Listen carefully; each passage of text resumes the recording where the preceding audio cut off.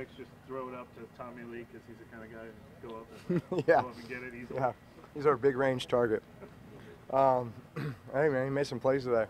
It was actually good to see a guy like that. You know, he's been in this system. I really have a ton of trust and confidence in him. And he's a smart guy who knows he can play every receiver position. You know, obviously his his size, speed, quickness. You know, you like to be able to move him around and create matchups with him. And I think you're asking the DBs. I don't know if he's a real exciting guy to cover for them, you know, just because he can do so much and obviously got some pretty good straight line speed as well. But yeah, man, when we needed him today, he obviously made a ton of plays in 7-on-7, and then there at the end, making that big play in the 2 minute. Drew, I would imagine working with Cameron Meredith after practice. Yeah.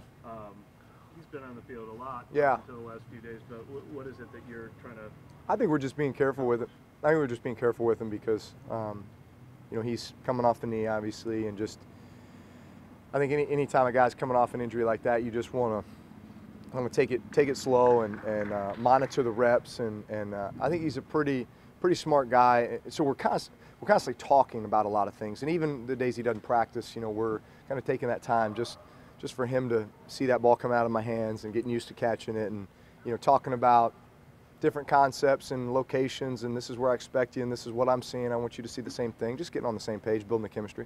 Drew, I would assume this is the way you want it, but do you see the competition kind of ramping up each day, getting a little bit more competitive? Yeah, because more of the install goes in too, you know, and so when more install goes in, you're able to create more situations, right? You know, so today was 2 minute, right? And so you talk about 2 minute situations and how that's such an important factor in each and every game. I mean, look at throughout the course of a season, you know, you say 7 or 8 games or more are going to be determined on that last drive, that last possession, and whether it's us, you know, trying to score it or us defending it. So that's a key situation. You know, we've been through third down, and then you talk through base, and then you're adding pressure. You know, defensively they're adding new installs every day. We're adding new installs, and so each day it's like this new challenge. You know, you're absorbing what you installed yourself, and then you're having to recognize what the defense is now doing, and they're just doing a good job mixing their personnel and doing a bunch of stuff. So yeah, this has been a challenging camp and really competitive, but at the end of the day, I feel like that's what really helps prepare you for the season.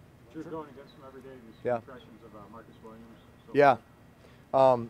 Continuing to take his game to another level. You know, he's I really love everything about him, you know, as a teammate and as a young player who is just hungry to be great, you know, and he is definitely a presence and a force in the deep part of the field. You know, you have to know where he is because he's got such good range and such good instincts.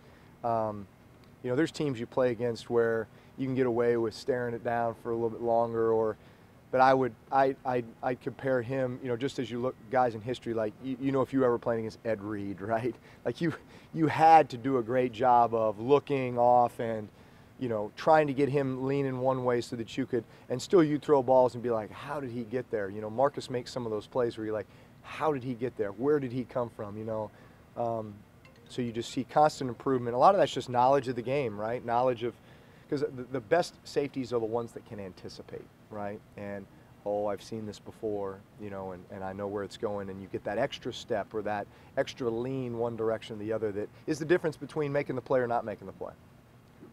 Mike Thomas, his practice habits, I mean, he looks like he's going 100 miles an hour at every play.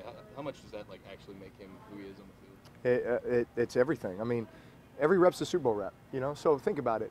If you approach every day like that and every rep like that, you get to the game and the game's that's just another rep. You know, it's not like you got to get yourself all ready to kick it up another notch. No, I mean, that's just, he's used to operating that way. He's used to visualizing, you know, how to win on every play and then actually going out and doing it. And so then you come to game time and, man, it's just like it just comes very naturally because that's just the way he prepares.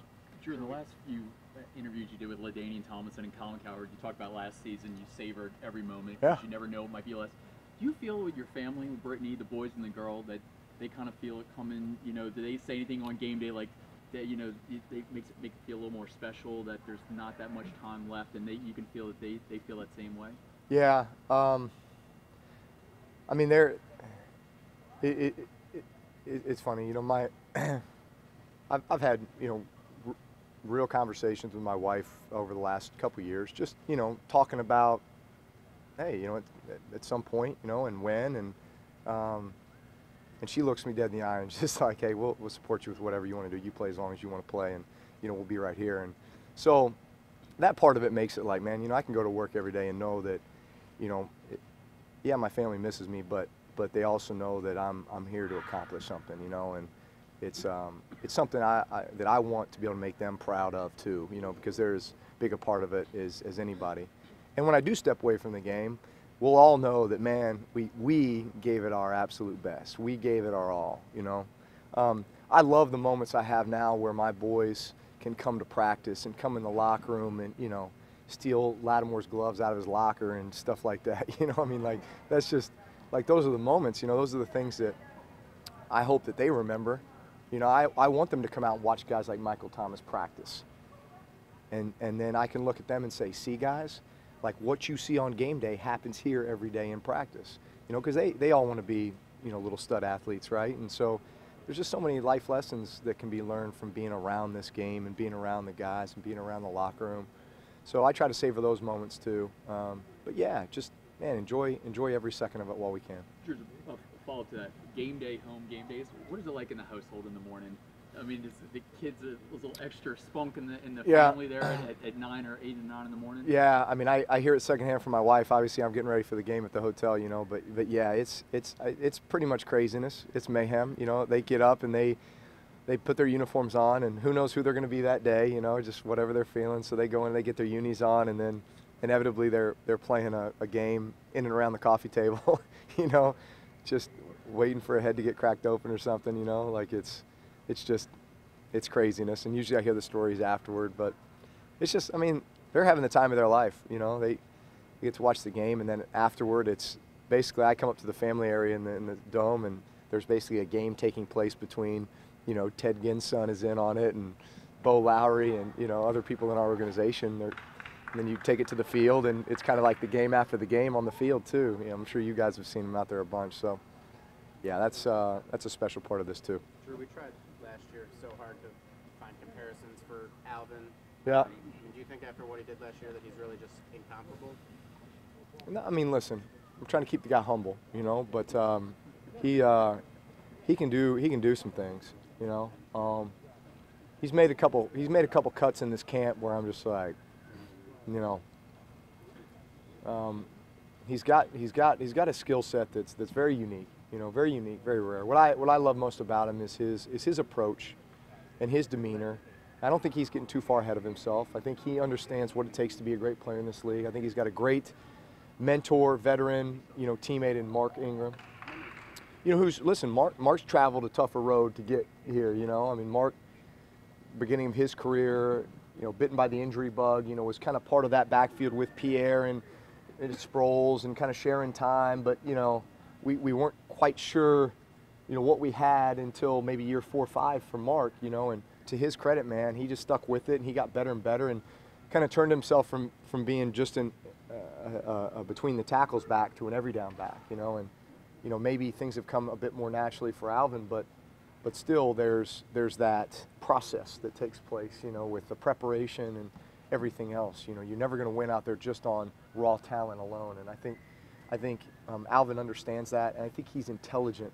I mean, one of the most intelligent guys I've been around, you know, when it comes to just absorbing the game and then being able to go out and execute it, and like tell him something one time, like our communication is really good, both outside the huddle and in the huddle, and just like at the snap. You know, I mean, I'm standing there in the backfield, and we're kind of having these conversations at times. So it's just one day at a time with him. But man, you know, you feel like he's a weapon that, you know, defenses have to figure out a way to deal with. Traditionally, defenses have been a little maybe ahead of the offense when camp first starts, but how competitive it is facing this defense right now? Ours, it's very competitive. You know, I mean, they're trying to breed an attitude and a culture over there, and, you know, come together and establish an identity just like we are as an offense. You know, we've got a bunch of new faces at receiver position, guys that are going to have to step in and play some pretty big roles for us. So we're all kind of trying to find each other still at this stage in camp and figure out, you know, define the roles. And obviously there's a lot of football yet to be played. I mean, gosh, we haven't even played one preseason game yet, right? So, you know, more than 4 weeks before week 1. But I like the path that we're on right now.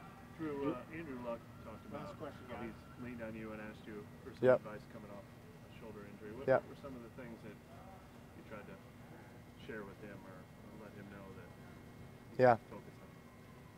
Yeah, you know, it's a tough deal because, you know, if you haven't gone through that before, especially an injury to your throwing shoulder, you know, you're unsure what every little feeling is, right? And at some point, I think you just have to trust when you can like push through, you know, and when just the process by which you get to the point where you are competing again, you know, and it's a long process, right? It's a long, hard process, and it's as much up here as it is just the physical nature of, you know, fighting through that rehab. And Andrew is a bright guy, and he's a tough guy, and not a guy who wants to be not a guy who more wants to be available for his team and be around. And so I know how devastating that was for him last year to miss a season. But I know he's worked extremely hard coming back, and I think I've already said it. Him and Darren Sproles are my two picks for comeback players of the year, because I have a little insight on the way those guys have been working this offseason. But yeah, I mean, I just tried to give him some insight as to what to expect with the rehab process, maybe help him find people that could help him through that process and get back to where he wanted to be. He reach out to you, or you reach out to him, or Tom suggested it? Or? A little bit of both. A little bit of both. When was that? I mean, listen, I'll let him tell the story, but we spoke prior to last season, and we spoke a few times after that as well. Thanks, guys. Yeah. Thank you. Thanks, Drew. You got it.